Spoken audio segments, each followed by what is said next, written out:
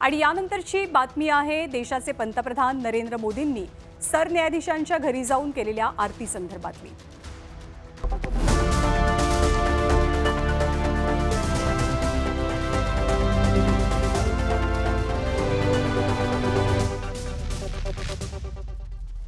तर देशाचे पंतप्रधान नरेंद्र मोदी देशाचे सरन्यायाधीश धनंजय चंद्रचूड यांच्या घरी गणपतीचं दर्शन घेण्यासाठी गेले आणि या दृश्यांनी देशासह राज्यातल्या राजकारणातही शक्यता, तर्कवितर्क आणि आरोप प्रत्यारोपांना उधाण आलं।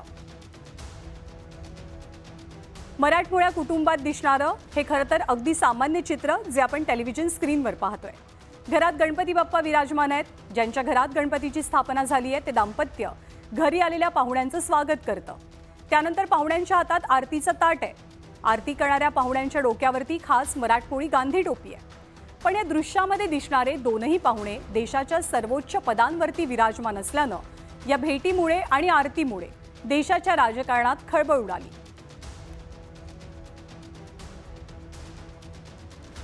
आता पंतप्रधान नरेंद्र मोदी थेट सरन्यायाधीशांच्या घरी पोहोचल्यामुळे विरोधकांनी यावरनं टीकेची झोड उठवल्याचं चित्र पाहायला मिळालं। संजय राऊतांनी तर या भेटीमुळे देशवासियांच्या मनातील शंका घट्ट झाल्याचा आरोप केला। राऊतांसह काँग्रेस आणि राष्ट्रवादीनं सुद्धा याबद्दलची प्रतिक्रिया नोंदवली। हे सरकार घटनाबाह्य आहे असं स्वतः सरन्यायाधीश वारंवार सांगत राहिले, तरीही निर्णय आणि निकाल होत नाही। ते निवृत्तीला आले आणि काल त्यांच्या घरी प्रधानमंत्री पोहोचले।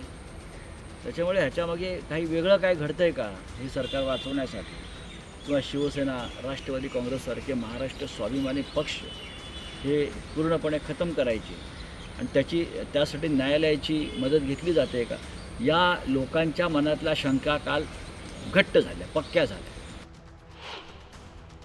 मलाही थोडासा आश्चर्य वाटलं, पण माझा विश्वास आहे, माझा कोर्टावर विश्वास आहे आणि या देशाचे सरन्यायाधीश हे अर्थातच त्यांनी विचार करूनच हे काही केलं असेल। पण माझा आजही सरकारवर विश्वास नाही या, पण माझा कोर्टावर आजही विश्वास आहे। जो जाना मरत जो वांछिल ते लावू, यांना काय हवं ते त्यांना काय हवं ते त्यांना। पण हा गणपती धारण एक याचं वेगळा महत्त्व आहे गणपती बाप्पांचं। आणि विरोधकांच्या टीकेला उत्तर दिलंय देवेंद्र फडणवीसांच्या ट्विटनं। फडणवीस आपल्या ट्विटमध्ये म्हणाले, देशाचे माननीय सरन्यायाधीश न्यायमूर्ती धनंजय चंद्रचूडजी यांच्याकडे काल माननीय पंतप्रधानांनी गणेशाची आरती केली आणि महालक्ष्मी पूजन सुद्धा केलं। सरन्यायाधीश महाराष्ट्रातल्या दिल्लीत खास महाराष्ट्रीयन व्यक्तीकडूनच ते दरवर्षी गणरायाची मूर्ती पूजेसाठी आणतात। पण अचानक इकोसिस्टीम अशी कार्यान्वित झाली की जणू आभाळ कोसळलं। फरक फक्त इतकाच आहे की आधीचे पंतप्रधान त्यांच्या निवासस्थानी इफ्तार पार्टी ठेवायचे आणि त्याला सरन्यायाधीश उपस्थित राहायचे। पण गणपती आणि महालक्ष्मी पूजनाला माननीय पंतप्रधान नरेंद्र मोदी गेले तर इतका गहजब का? हिंदुत्वाला विरोध करता करता आता गणपती आणि गौरी महालक्ष्मींना विरोध करण्यापर्यंत का मजल जावी, असा सवाल देवेंद्र फडणवीसांनी विरोधकांना विचारलाय।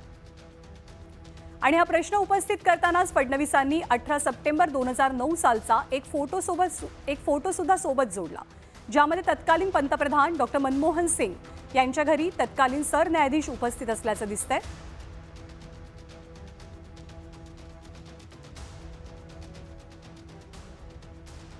आणि याच मुद्द्यावरनं भाजपसह शिंदेंची शिवसेना आणि अजित पवारांच्या राष्ट्रवादीनं सुद्धा विरोधकांवरती पलटवार केला।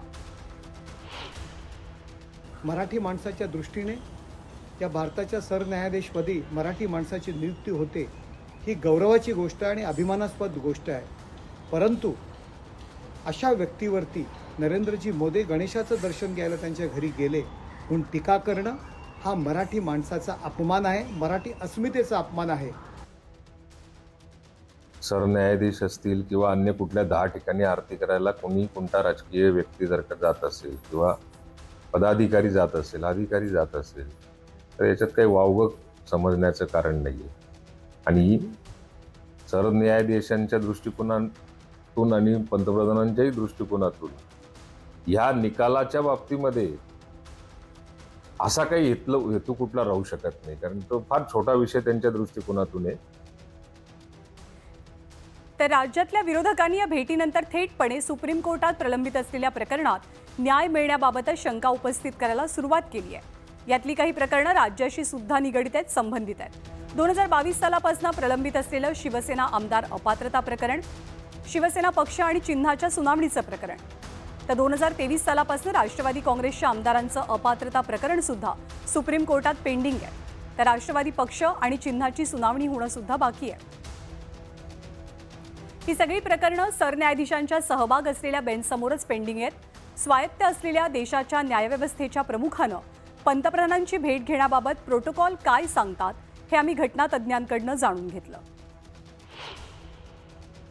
आता चुकीच्या वागण्यामुळे आपण संशयाच्या भोवऱ्यात सापडण्याची शक्यता आहे, याची जाणीव चीफ जस्टिस ऑफ इंडियानी ठेवणं माझ्या मते आवश्यक आहे. सुप्रीम कोर्टानेच 25 वर्षापूर्वी एक ठराव केलेला आहे की प्रसिद्धीपासनं जजेसनी दूर राहावं, त्यांनी लोकांमध्ये मिसळू नये.